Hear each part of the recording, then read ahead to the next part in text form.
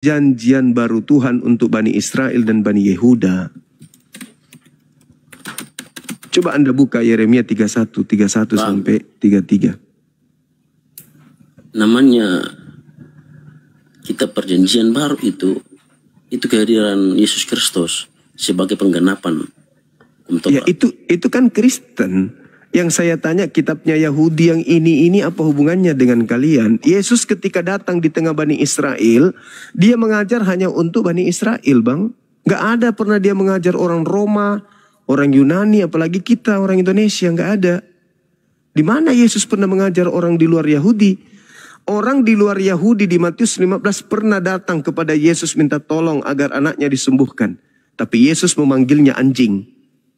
Usirlah. Dia mengikuti kita dengan teriak-teriak. Kata ibu itu, tolong sembuhkan anakku. Kata Yesus, enggak layak roti yang disediakan untuk anak diberikan kepada anjing. Yesus menganggap di luar Yahudi itu anjing.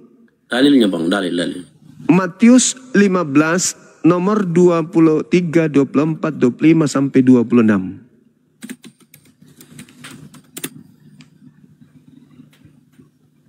Aku diutus hanya kepada domba. Itu. Tidak layak roti yang disediakan untuk anak diberikan kepada anjing. Aku ini diutus domba. Domba itu Bani Yakub. Bani Yakub itu tertulis dalam Yeremia 50 nomor 17. Yakub adalah domba. Keturunan Yakub adalah anak-anak domba. Di luar Yakub bukan domba. Yesus menyebutnya anjing. Matius berapa? Matius 15 ayat dari 23 sampai 26. Ya, fokus pembicaraan Abang tadi ayat ke berapa? 24, 25, 26. Sebentar ya, mau konfirmasi dulu.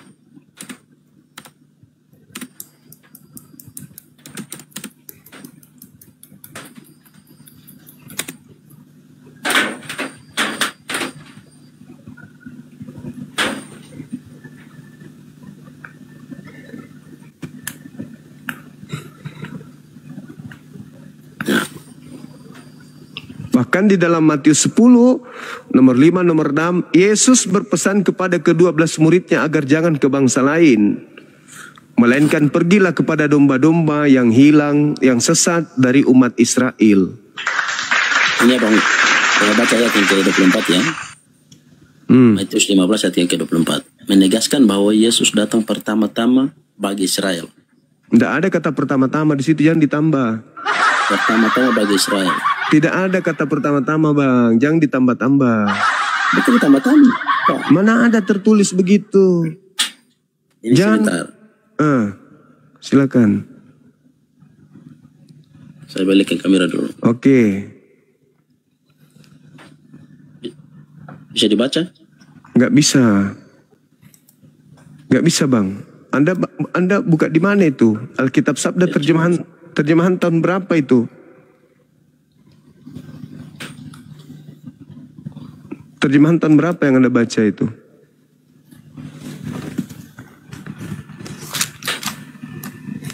Coba Bang. Abang, itu kitab-kitab mana ya? Terjemahan apa yang Abang baca? Terjemahan itu kan banyak, Abang. Terjemahan banyak. Anda pakai yang mana?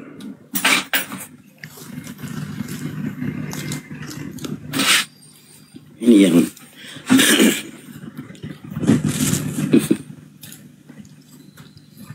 jangan dipelintir-pelintir ayatnya Bang. Abang yang mempelintir, bukan saya kok. Jelas-jelas ayat yang ke-15, Matius 15 ayat 24 ini. Yes, menegaskan bahwa Yesus datang pertama-tama bagi Israel. Enggak ada kata-kata pertama-tama itu, Anda tambah-tambahi. Jangan nakal dong. Di situ yang nakal Bang.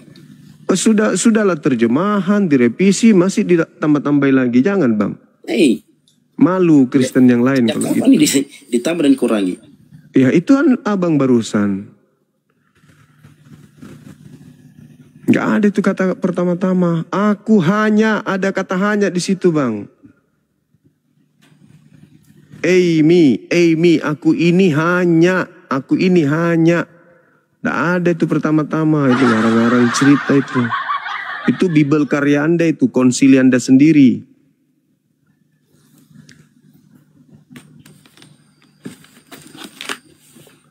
Makanya Yesus mengatakan kepada Bani Israel, waspadalah kepada serigala yang datang kepadamu menyamar seperti domba. Serigala itu di luar dari Israel.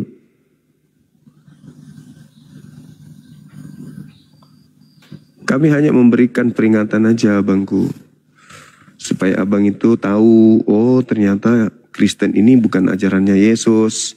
Karena Yesus itu hanya nabi untuk Bani Israel. Terus kenapa ada kitab menceritakan Yesus selalu dikasih kepada orang Kristen? Ya ada wartawan yang menulis tulisan wartawan itu. Tulisan wartawan itulah yang dikasih ke Roma. Wartawannya siapa, Bang? Penulis siapa? Pewarta kan? Pewarta, penulis kitab saudara. Iya, siapa itu? Lukas, Markus. Ya. Itu. Penulis Matius, penulis buku Yohanes, itu wartawan semua itu, pewarta itu, pewarta. Itu disaksikan lewat kasat mata dan alami sendiri. Wartawan juga begitu, Bang. Kalau melihat sesuatu kejadian dia saksikan. Kitab Abang itu wahyu turun kepada Muhammad, itu siapa yang menyaksikan? Tidak perlu kesaksian kalau kebenaran. Tidak bisa. Kebenaran harus bisa dibuktikan. Baik secara lisan maupun tertulis. Oh, bukan begitu polanya. Ada ndak yang menjadi saksi ketika Tuhan datang kepada Adam? Kebenaran itu bisa dibuktikan dengan kata-kata, lisan ataupun tertulis. Siapa yang menyaksikan? Di dalam kitab Anda itu tertulis, Tuhan berkata kepada Adam, siapa saksinya? Adam sendiri kan? Sudah. Saksi lain selain Adam siapa? Sementara bukan Adam, yang menulis. Kitab Quran mengimani, umat Islam lewat Quran mengimani atau tidak? Ya, kami imani Al-Quran seluruh sejazirah Arab percaya kepada Quran. Lukas, ada nggak percaya orang Yahudi percaya nggak? Lukas, buku Lukas itu dipercaya di Israel nggak? Abang, sebentar. Yahudi mengimani bahwa firman Allah turun kepada Adam. Iya. Umat Islam mengimani bahwa ada firman Allah turun kepada Adam. Umat Kristen juga mengimani, Protestan maupun Katolik. Kalau misalnya wahyu yang siapa saksinya? Siapa saksinya? Sekalipun tidak ada saksi, tapi beberapa agama. Kenapa Anda percaya? Kenapa Anda percaya? Ya karena lebih dari satu agama. Lebih dari satu agama meyakini. Artinya kebenaran itu tidak butuh saksi, abangku. Wahyu turun kepada Nabi Muhammad. Iya. Selain dari Islam, agama mana lagi yang mengimani? Ya Islam aja. Islam aja tidak kuat itu. Hanya satu. Kenapa tidak kuat? Tidak kuat. Nah, sekarang buku Lukas itu lebih dari satu orang bersaksi. Lukas siapa yang percaya? Agama apa selain Kristen? Kristen Protestan, Kristen Katolik. Ya itu Kristen semuanya. Yahudi. Di mana? Di mana Yahudi percaya buku Lukas? Di mana? Abang, ngarang cerita orang ini. Peristiwa yang ditulis oleh Lukas di mana? Di Israel atau bukan? Ya, percaya nggak orang Israel?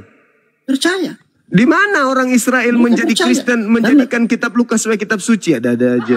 Karena kejadian itu benar-benar terjadi di Israel. Iya, orang Israel sekarang mengkitabkan buku Lukas nggak? Ditendang Lukas itu, nggak dianggap. Kalau kitab ini perjanjian baru dan perjanjian lama disodorkan ke umat Yahudi, mereka diludahin. Mereka dianggap kitabnya. Enggak ditolak dong. Siapa bilang? Nih kitabnya ini. Ini kitabnya Yahudi nih namanya nih. Ini kitabnya Yahudi, bahasa Ibrani nih kitabnya. Kalau Anda kasih ini dilemparkan ini. Ini enggak dianggap. Ini terjemahan dari Alexandria abad ketiga sebelum Masehi. Yang dilemparkan itu Al-Quran, Bang. Lah, kenapa mesti dia lemparkan? Terserah. Ini kan memang bukan kitabnya mereka. Ini bukan kitabnya mereka. Tapi kalau yang dia lemparkan ini lucu.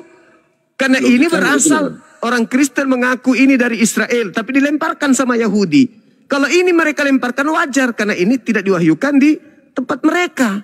Lah kalau ini Anda ambil, tapi kamu serahkan ini ke Yahudi, diludahin. Tidak dianggap buku Anda itu. Ini kitab dia nih. Ini kitabnya. Logikanya begini, Bang. Kalau misalnya wahyu turun kepada Nabi Muhammad, lalu tidak ada yang menyaksikan, kemudian Terus? selang beberapa hari kemudian, berapa tahun kemudian, surat lagi turun, satu surat turun, satu surat lagi turun. Apakah itu wahyu diturunkan selama beberapa hari, beberapa malam, atau cuma satu malam? Al-Quran diwahyukan 22 tahun. Sedangkan itu Nabi Muhammad diturunkan wahyu hanya dalam mimpi satu malam. Gimana mungkin? Kata siapa? Al-Quran diwahyukan 22 tahun. Disaksikan sejazirah Arab oleh kaumnya. Ini yang bahaya ini. Ini dari mana ini? Ini siapa yang terima ini? Lukas ini, Lukas, Markus, Matius, Roma, Galatia. Ini apa ini? Apa ini? Nabi Muhammad Kitab apa ini? tidak tertidur dan tidak mimpi selama berhari-hari. Dia Nabi Muhammad menerima wahyu 22 tahun, menerima Al-Quran ini 22 tahun, Apa buktinya? dan mengajar di tengah-tengah Bani Ismail selama 22 tahun dia menerima Al-Quran, mengajar, dan sejazirah Arab semuanya menjadi Islam, menjadi pengikutnya. Apa buktinya? Sampai sekarang 1400 tahun sana masih pengikut Nabi Muhammad. Nah sekarang kitab Anda ini dari ini kitab Anda ini ya nggak ada urusan, nggak perlu juga, kami nggak butuh buat. Ya nggak, memang nggak butuh, ngapain? Kami nggak butuh. Ini kitab kami. Ini kitab kami ini. Sekarang saya tanya. Sekarang apa hak menggunakan kitabnya Yahudi? Nyaho. Apa haknya? Apa haknya? Ini kitab kami untuk kami. Kami tidak mengambil kitabnya Yahudi, kami tempel begini kayak pencuri. Sekarang kamu, kenapa ada kitabnya Yahudi di agamamu? Bisa kau jawab? Bisa, saya bisa jawab. Apa alasannya? Kenapa ada kitabnya Yahudi di agamamu? Apa alasannya? Allah Abraham, Allah Ishak dan Allah Yakub itu Allah kami. Nenekmu kiper. Yang saya tanya kitab, bukan klaim kitab. Kitab. Itu cuman klaimmu saja. Kitab yang diturunkan kepada Abraham, itu pula kepada Musa, itu yang kami imani tentang. Iya, kamu imani, kau percaya yang saya tanya. Apa hakmu pakai ini? Apa hakmu pakai? Tapi kalian mengklaim Taurat itu. Apa hakmu pakai? Ini bukan Taurat. Ini bukan Taurat, ini Al-Quran. Ini yang Taurat, ini terjemahan Taurat masuk di agamamu. Apa hakmu pakai ini? Apa hakmu pakai ini, kawan? Apa hakmu pakai? Apakah Islam mengimani Taurat? Apa hakmu pakai ini? Abang Suma, apakah Islam mengimani Taurat? Apa hakmu pakai ini? Abang Suma, Anda turun, Anda bahlul. Saya beriman kepada kitab Taurat yang datang kepada Nabi Musa, bukan yang datang kepada lembaga Bible. Ini bukan Taurat. Ada-ada aja. Mana ada Abraham mati dibunuh orang? Dasar. Sok paten. Saatnya lah saudara-saudara sadar. Pikirkan. Iya juga ya. Kok ada kitabnya Yahudi di Kristen? Dari mana asalnya? Gitu loh. Ayo selamat malam Saudara Robert Surbakti. Oke, selamat malam Bang. Malam Bang. Ya, terima kasih sudah membahas Alkitab, membuat orang Kristen semakin harus belajar Alkitab. Ya. Ya, oke, hubungan orang Kristen dengan Taurat. Yes. Ini cukup menarik. Kenapa orang Kristen memakai hukum Taurat dalam Alkitab? Iya. Karena orang Kristen mengimani bahwa Allah yang disembah oleh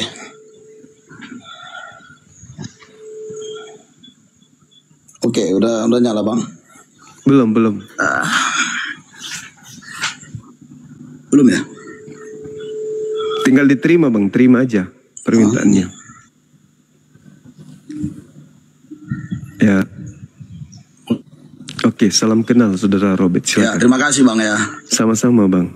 Ya, salam kenal, terima kasih. Yes.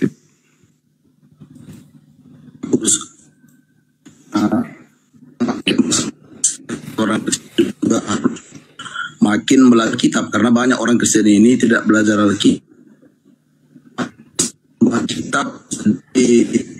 Itu sebagai orang Kristen harus belajar Alkitab gitu.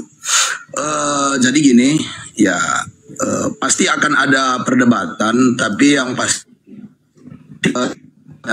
pandangan, walaupun pandangan ini bisa diterima bisa enggak gitu. Jadi kenapa orang Kristen itu memakai hukum Taurat? Karena orang Kristen itu percaya kepada Allah yang disembah oleh orang Yahudi.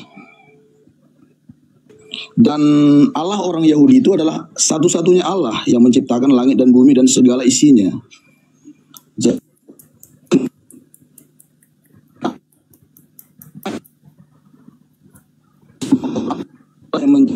Berarti Allah itu bukan hanya untuk orang Yahudi. Walaupun Allah kepada orang Israel. Jadi Allah itu Allah semua bangsa. Allah semua bangsa. Makanya kalau kita lihat perjanjian lama, Allah itu juga mau hanya kepada bangsa Israel, berarti ketika bangsa lain melakukan kejahatan, Allah itu nggak urusi karena itu bukan umatnya. Ternyata nggak begitu. Buktinya di perjanjian lama kita melihat Allah mengurusi bangsa lain, mengurusi Niniwe, ada juga bangsa Arab, bangsa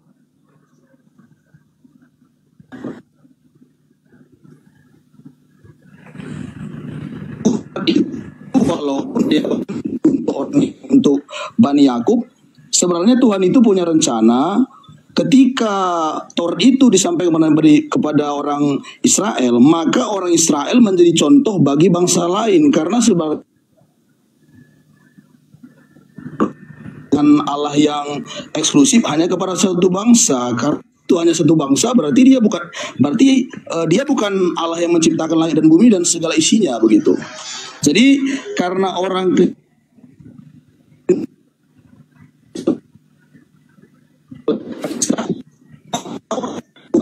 dari firman Tuhan, sehingga itu dipercaya adalah firman Tuhan, sehingga dimasukkan kepada Alkitab. Dan faktanya kita ini kan mengurusi ya, kalian oke, tadi saya dengar mencuri.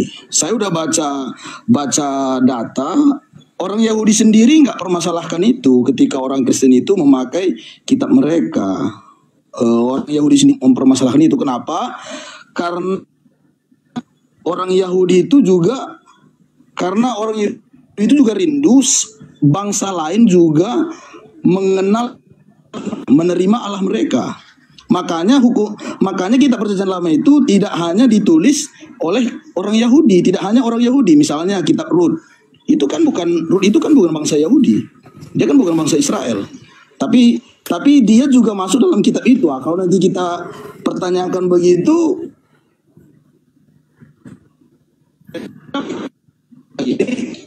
kitab Taurat, karena Taurat itu dipercaya adalah firman Tuhan dari Allah yang menciptakan langit dan bumi dan segala isinya. Sebenarnya gini, hubungan orang Kristen dengan Taurat sebenarnya semua orang Kristen sudah pasti Allah itu berlaku bagi semua bangsa, bukan hanya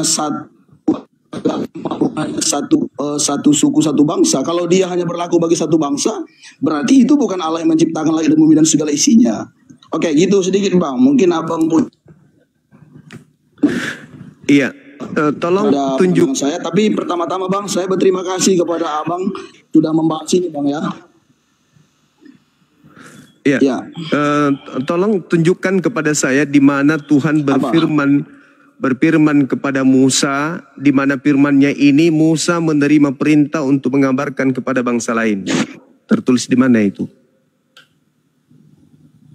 Oke, gini Bang.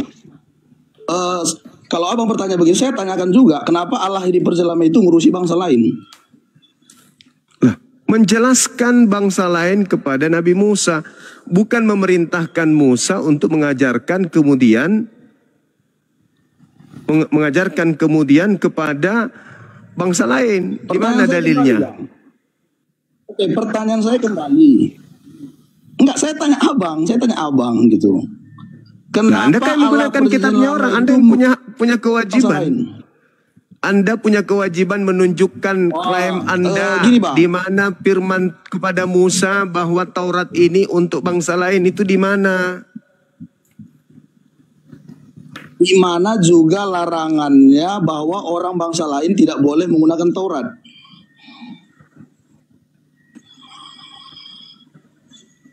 Di mana? Dinyatakan di Mazmur 147. Kok diam, Bang? Iya. Mazmur Abang bacakan itu, bacakanlah. Mazmur dompa lah. Aku pikir berilmu dari tadi. Di mana Panjang. Aku pikir berilmu tong kosong aja. Udah kau ke gereja hisap ibu jari pendeta. Sombong tapi bahlul.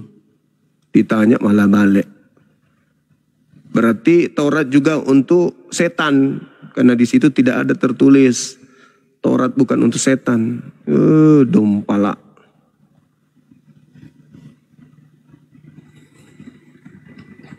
Pakai otak. Cara menyesatkannya terlalu overload. Ditanya panjang lebar, udah sakit kuping dibuatnya. Giliran ditanya, di mana dalilnya? Tuhan berfirman kepada Musa, sampaikanlah ketetapan-ketetapanku yang datang kepadamu itu kepada bangsa lain. Mana dalilnya?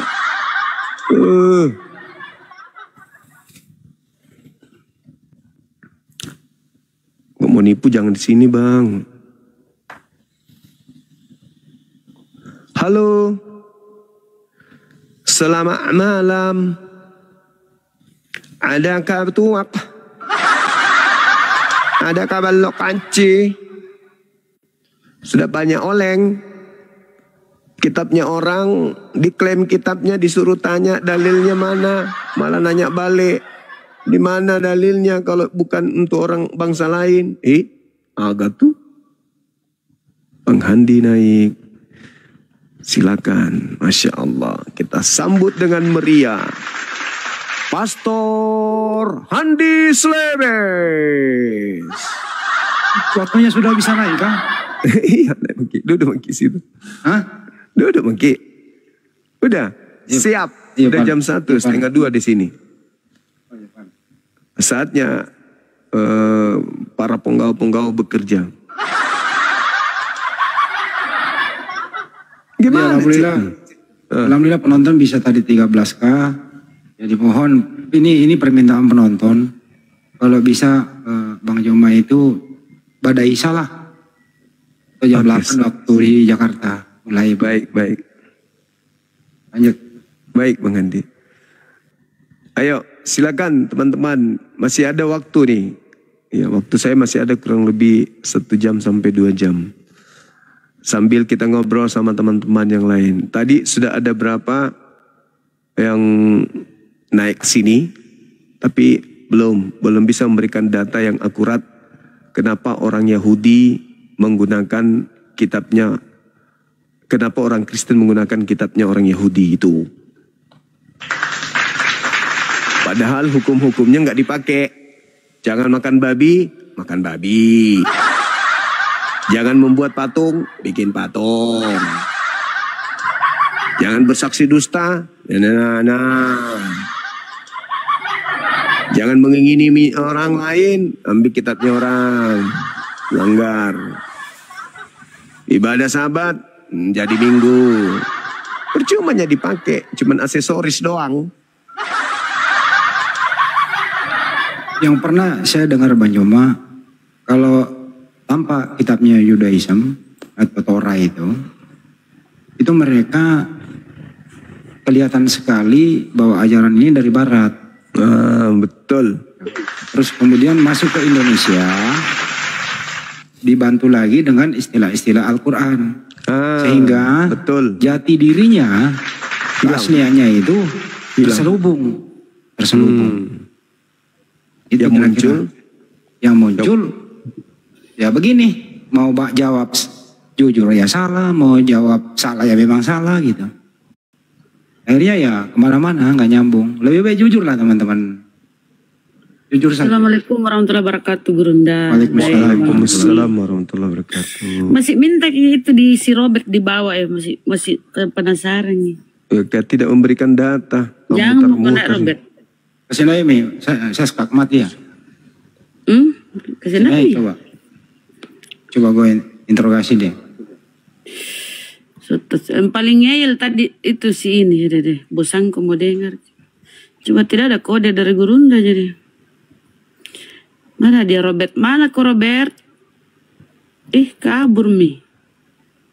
Giliran saya naik, nggak malah minta naik. Kabur Mi dang.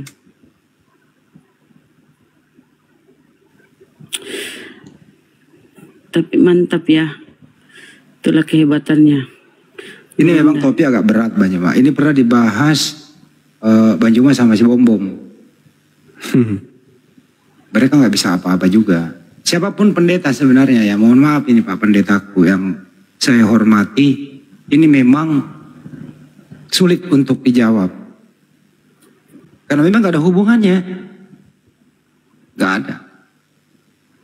Kalau membaca suratnya Paulus Efesus 2 nomor 15 juga, itu juga sebenarnya ngambang. Bukan buat dia, tapi kenapa dia yang batalin ya? Itu satu. Yang kedua, Galatia 3:13. Bukan buat dia pula mengatakan hukum Taurat mengandung kutuk. Itu loh, jadi waduh, ada lagi kayak begini naik nih.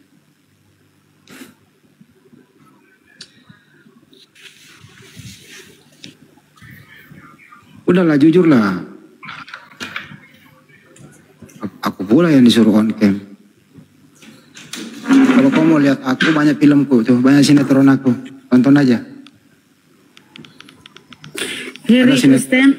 Ada sinetron saya yang paling terkenal itu, Si Buta Mata Keranjang.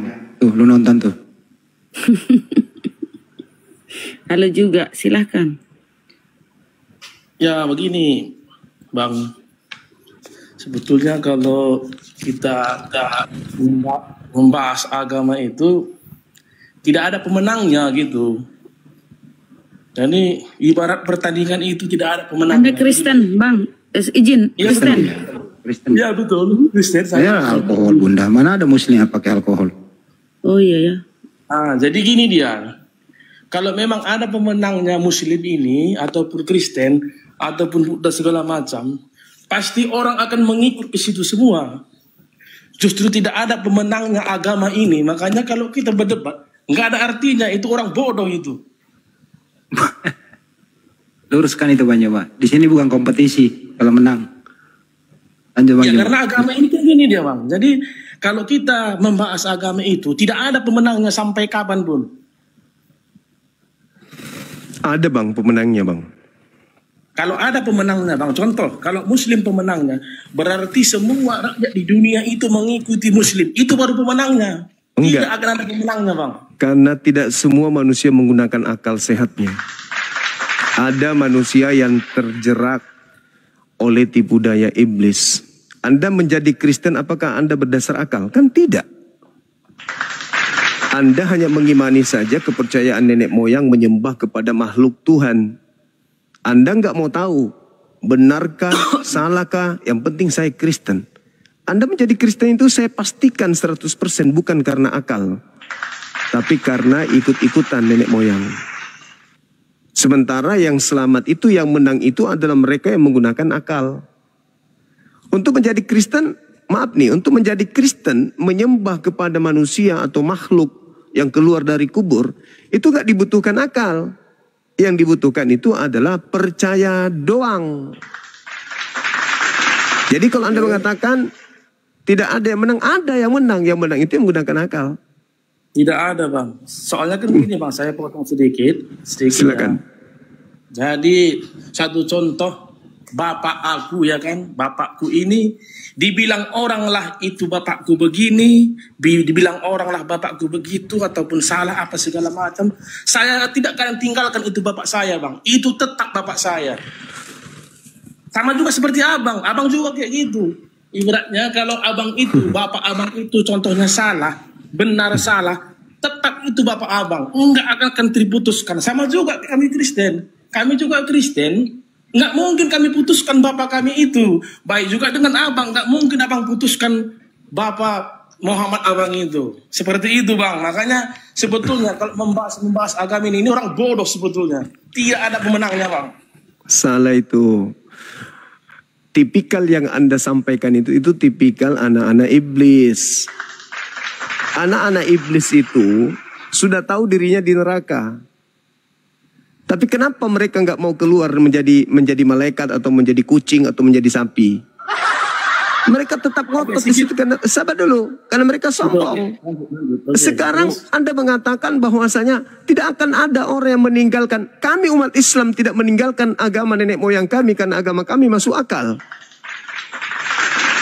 Bedanya dengan Anda tetap di dalam memegang keyakinan Anda tanpa proses akal. Cuma imani saja. Itu bedanya. Sama seperti iblis. Karena iblis tidak punya akal, mereka cuma percaya saja. Yang penting saya ikut kepada nenek moyangku. Mau neraka kek, mau apa kek, yang penting saya ikut nenek moyang. Ya samanya dengan Anda itu. Jadi Bang, kalau Bapak Abang itu salah, apa Abang melepaskannya itu? Oh kan jelas. Tidak mungkin Bang. Oh saya tinggalkan kesalahan. Siapa yang mau mengikuti kesalahan? Berarti Abang itu tidak mengakui Bapak Abang. Kan saya akui. Saya akui dia itu keliru, dia salah dan tugas saya memperbaiki dia. Al-Quran yang menjelaskan itu. Luqman ayat 14, ayat 15. Bedanya Anda, setelah Anda tahu orang tua Anda itu sesat, Anda tambah menyesatkan dia dengan mengikuti jalannya. Coba suruh orang tua saya menyembah kepada manusia. Atau suruh menyembah kepada makhluk yang keluar dari kubur. Pasti kularang. Tapi kan tetap Bapak Abang itu. Tetap Bapak saya. Al-Quran surah Luqman ayat 14, ayat 15. Tetap saya wajib menghargai, menyayangi, mencintai dia. Tapi tentang hal keyakinan, kami berbeda. Keyakinan. Tapi dalam hal ayah dan anak, tetap beliau wajib hukumnya kami sayang. Tapi beda keyakinan. Karena dia tidak menggunakan akal. Dia hanya mengikuti ajaran nenek moyang dia. Kalau saya enggak. Begitu orang tua saya menyembah kepada selain daripada yang maha suci. Menyembah kepada ciptaan. Menyembah kepada makhluk. Apapun itu. Meskipun makhluk itu sakti. Yang namanya makhluk bukan Tuhan. Maka saya akan tinggalkan keyakinan orang tua saya. Karena jadi saya... gini, Bang. Ya silakan. Oke lanjut. Jadi gini. Walaupun Bang. Saya bilang itu Tuhan Yesus yang benar. Satu contoh ya, contoh dulu. Tuhan Yesus yang betul-betul benar. Pasti Abang tidak akan mau pindah ke Kristen Bang. Baik juga seperti Muhammad. Muhammad pun benar. Saya juga orang Kristen tidak akan mau pindah Bang. Nah, jadi kita saling membawa aja Bang agama ini Bang. Karena yang nanti menentukan itu kebenaran. Sewaktu kita mati. Sewaktu kita mati nanti di situ baru kita tahu yang mana yang benar agama ini. Oh nggak bisa. Itu dia Bang. Salah. Pada saat kita mati, baru kita tahu mana yang benar, mana yang salah. Itu namanya orang bodoh. Bahlul. Itu orang yang seburuk-buruknya makhluk. Sebelum Anda mati, Anda harus tahu dulu. Anda berada pada jalan yang sudah benar, atau Anda berada pada jalan yang tidak benar. Jangan nanti setelah mati. Kalau setelah mati, kalau jalan Anda benar, oke, nggak apa-apa. Tapi kalau ternyata tidak benar, neraka kekal. Itu pekerjaan orang-orang yang tidak menggunakan akal sehat. Ketika Anda mengatakan Nabi Muhammad itu benar, maka Anda ikuti benar. Saya mengikuti Yesus karena Yesus itu benar. Dari mana benarnya Anda mengikuti Yesus? Yesus berkata, aku hanya diutus kepada domba yang sesat dari umat Israel. Apakah Anda domba? Apakah Anda Bani Israel? Bukan. Dari situ aja Anda sudah salah bertentangan dengan Yesus. Adakah Yesus mengajarkan dirinya dituhankan, disembah, diibadahi? Enggak ada. Yesus mengajarkan menyembah kepada hakikat pencipta. Anda malah menyembah ke Yesus. Dari situ aja salah. Ada itu Bang, ada di Matius 13 ayat 13 Bang. Matius 3 nomor 13. Anda mengatakan Yesus mengajarkan menuhankan dirinya. Sekarang kan gini deh Bang, dibilangnya itu engkaulah Tuhan. Makanya bahasamu itu adalah betul kata Tuhan Yesus. Karena Tuhan Yesus tidak mau mengatakan dia raja Bang. muridnya mengatakan dia Tuhan, ya betul katamu itu. Sama kayak anak kita, Pak, ya betul aku bapakmu. Kayak seperti anak kita. Jangan Saudara, bilang ada. Saudara, Yesus di situ dikatakan kurios, Tuhan, bukan Tuhan. Kalau Tuhan, Theos. Kau menyebut aku guru dan Tuhan. Yohanes itu. Dan katamu itu benar. Sebab aku adalah Maran, Rabam, Wamaran. Aku ini adalah guru dan Tuhan. Dalam bahasa Aram. Dia tidak mengatakan aku ini Theos. Tapi dia mengatakan aku adalah Kurios. Kurios itu Tuhan. Sama gelarnya Nabi Muhammad. Tuhan. Sayyid. Sayyidina Muhammad. Tuhan Nabi Muhammad. Nah, Yesus, Tuhan Yesus, bukan Tuhan.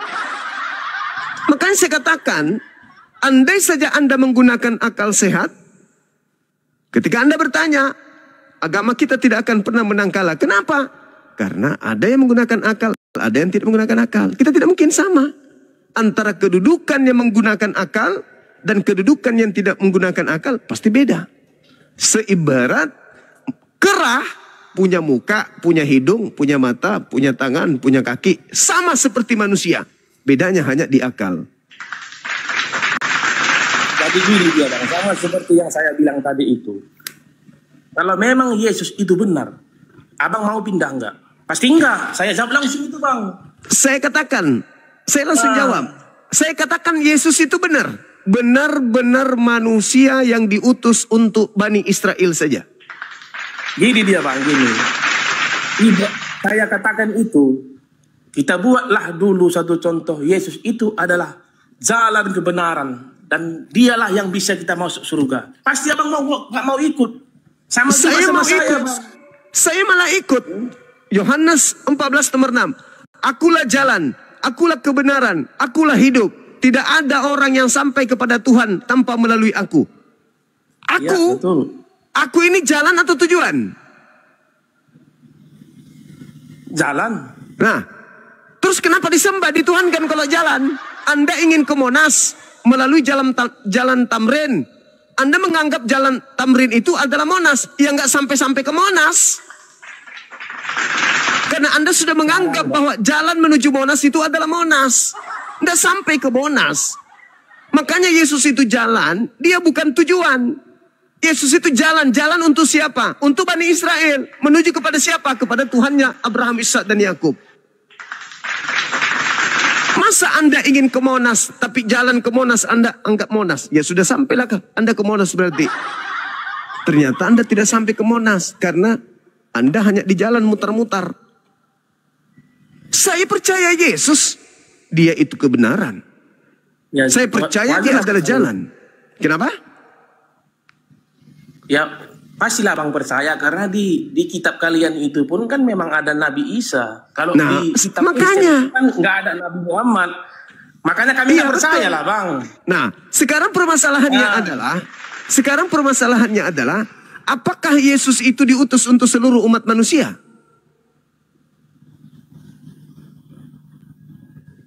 Atau dia diutus hanya kepada kaumnya Bani Israel? Maka ketika kita hidup zaman Yesus, Yesus datang nih, kita sesaman. Yesus, ya kita cuma penonton doang. Iya Bang, betul. Tapi gini dia Bang, bagaimana kami percaya kalau di kitab kami itu tidak ada Nabi Muhammad Bang? Saudara, kitab kalau kalian percaya itu Nabi Isa, karena ada di kitab kalian itu Nabi Isa. Saudara, makanya kami nabi kami Bang di perjanjian baru itu satu, tapi kalian dua. Jadi kan wajar kami nggak percaya Muhammad. Bagaimana kami percaya Muhammad? Di kitab kami tidak ada itu. Oke. Saya mau kok percaya di Muhammad. Udah kasih di perjanjian baru itu di bawah Nabi Isa dikasih Nabi Muhammad. Dibuatlah itu, diperintahkanlah itu ke menteri agama di dunia biar saya mau ikut kalau ada Nabi Muhammad di kitab Kristen. Saudara, kalau di sini ada Nabi Muhammad, berarti iblis gagal misinya. Ini dibuat supaya orang-orang menyembah kepada Kristus Yesus. Kalau ada di sini Nabi Muhammad, berarti orang-orang yang percaya kepada kitab ini, percaya kepada Nabi Muhammad, artinya cuman percaya Yesus itu rasul utusan Tuhan. Sementara Yesus Kristus yang mau ini, agar dia dituhankan. Kalau di sini ada Nabi Muhammad, misi Yesus gagal. Karena iblis mau dituhankan dalam nama Yesus. Yesus yang asli mau dinabikan, mau diakui sebagai Mesias untuk Bani Israel. Yesus yang palsu mau supaya dia dituhankan. Kalau di sini ada Nabi Muhammad, maka Tapi gini dia, Bang. sabar dulu. Maka gugurlah ketuhanannya. Ingat saudara, Lukas, Markus, Matius, Yohanes, 4 kitab yang lolos. Sabar dulu.